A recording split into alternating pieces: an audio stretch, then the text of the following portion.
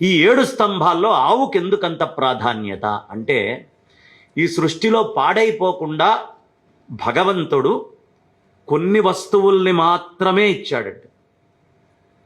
ఆ కొన్ని వస్తువుల్లో మీరు కామ్నాథ్ మహాదేవ్ అని ఒక మందిరం ఉంది గుజరాత్లో, కామత్నాథ్.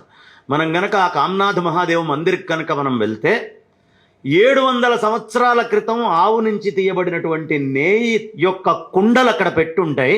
ఈ రోజుకి ఇంత కూడా పాడైపోయి ఉండవు, పాడవవు.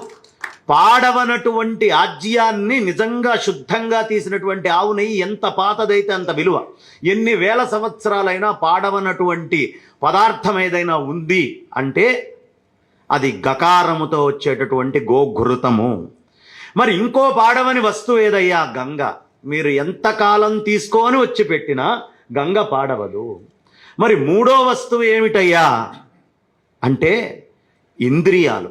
ఎన్ని జన్మలెత్తుతూ ఉన్నా, మనం జన్మలెత్తుతూ ఉంటే అది పశు జన్మ కావచ్చు, మానవ జన్మ కావచ్చు, ఏ జన్మ ఎత్తినా ఇంద్రియాలు పాడవకుండా మనసుకి తగ్గట్టుగా పనిచేస్తాయి. అవి గోశబ్దముతోటే చెప్పబడతాయి.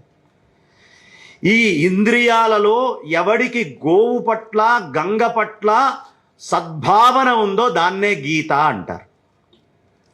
భగవద్గీత అంటే పాడవకుండా ఎప్పుడూ చైతన్య స్వరూపంగా మనందరినీ అహం బ్రహ్మాస్మి అని చెప్పగలిగేటటువంటి స్థితిలో ఉంచుతుందో దానిని గీత అంటారు.